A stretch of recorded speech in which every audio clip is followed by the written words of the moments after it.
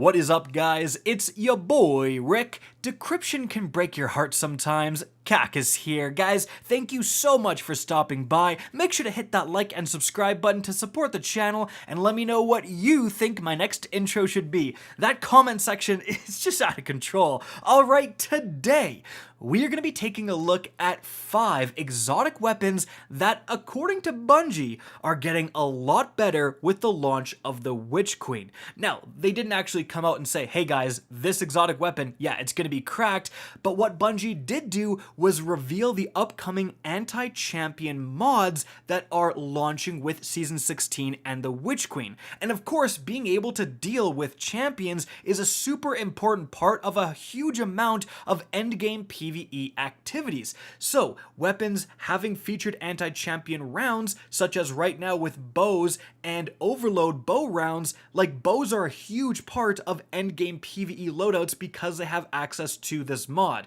So we're going to look at 5 exotic weapons that all are going to be able to deal with champions in the Witch Queen, and again, these are things you absolutely want to make sure you have, make sure you've leveled up their catalysts and so on, because their value will increase dramatically. Now, just before we get onto that, guys, thanks to my partnership with Astro, I'm giving away a pair of Astro A40s plus the Mix app, the best darn gaming headset on the market. If you want to win one, all you gotta do is make sure you're subscribed, hit the notification bell, make 300 comments in this comment section, go tell your neighbor. I'm just kidding. All you really gotta do is follow me on Twitter at RickTaikoos and tweet at me something with the hashtag Savakakis, like Savathun, but Savakakis. It's spelled on screen right there, guys. So do that and I'll pick the winner in a couple of days. If you're impatient, remember code KaikosHD gives you a discount to any Astro product out there. All right, now let's start this list with the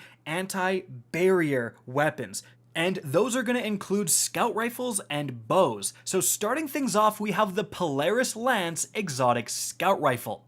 I've always thought that this thing was just on the cusp of being really good in PvE. First off, if you're getting precision hits, it instantly refunds the round. So you have technically an infinite magazine size as long as you're hitting precision shots. Also, every 4 precision shots, it's then going to load a super powerful solar explosive round to increase your overall DPS. Oh, and if you have the catalyst, every single round gets Firefly as well. Just a very, very solid weapon. Remember also that Bungie has actually said that they plan on buffing primary exotics to make them better in PvE in the Witch Queen. So expect every weapon we talk about today to be a little bit better when this DLC launches. But the Polaris Lance specifically, just that infinite magazine size capability is really why it's on that list. It's really not going to be hard to lower a barrier champion shield and then just keep getting headshot after headshot after headshot and never have to stop shooting. Constantly keep on that damage, which is fantastic for dealing with those champions. And all the explosive damage and the Firefly and all that stuff is great for dealing with the normal adds as well. But guys, moving on from there, the next weapon we have here is a bow, the Monarch. Now, this combat bow is really, really saucy. Not only is it top tier in PvP, but it is one of the best anti-champion weapons in the game because of its exotic perk. And what that's going to do is after a perfect draw, when you get a precision shot on an enemy, you're going to create a burst, a cloud of poison, which is going to do damage over time. So right now with overload bow rounds, the Monarch is so good because it is going to stun that overload champion, and then that tick damage, that damage over time from the poison, is going to keep them stunned. It's going to count as you doing continuous damage with your anti-champion weapon. And the same thing is likely going to work with barrier champions next season, right? What happens if you don't shoot a barrier champion's barrier enough? Well, it just regenerates and they get all of their health back. But with the Monarch, you're going to be able to shoot it, go behind cover, and potentially that poison damage is going to tick, tick, tick, tick, tick away. Now, yes, you will have to get a precision shot to trigger it, but that will mean that if they put up their barrier shield and the tick damage is already getting them, it'll start already lowering their shield and delay health regeneration. So, again, that constant tick damage provided by the poison is very, very useful in just being able to act like you're constantly shooting a champion when in reality you're behind cover or reloading or doing whatever. So again, the Monarch, keep an eye on this one. Moving on from there, the next bow we have here is kind of an interesting one, guys. It is the Taikoos Divination. This was not used for a very long time, and it actually started to gain a lot of traction just this season. A lot of people, including myself, have been using the Taikoos in Grandmaster Nightfalls because it turns out its exotic ability to kind of lock on and hit enemies with hip fire, which is going to almost prime them. It's going to start a little bit of a burning effect, and then if you hit them with a perfectly drawn shot or they die, then they're going to explode with a big fiery area of effect explosion. So in normal low-level content, this isn't the best because, as you saw from the Monarch gameplay, why do I need to prime and then kill a target when I can just kill them outright with a single shot?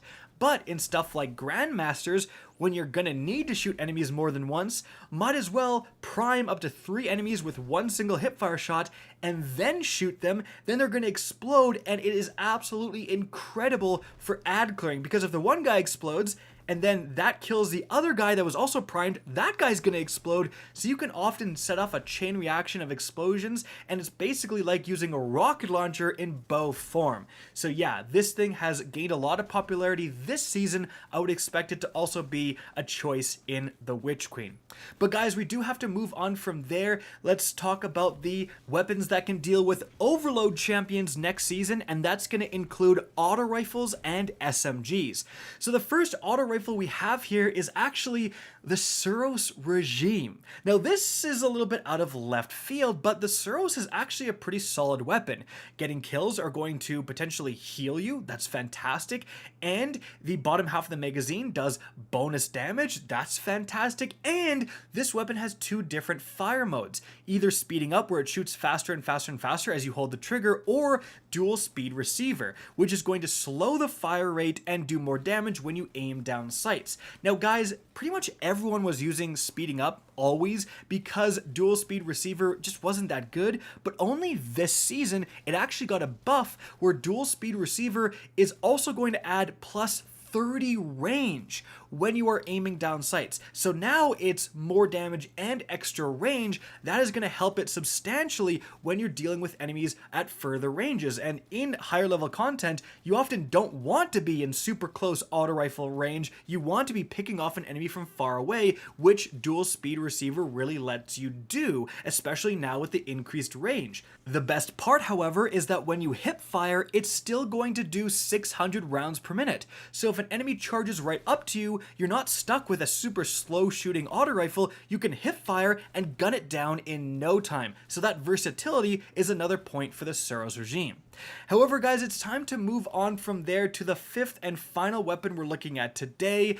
If you're going to use an exotic SMG, it's probably going to be the Risk Runner.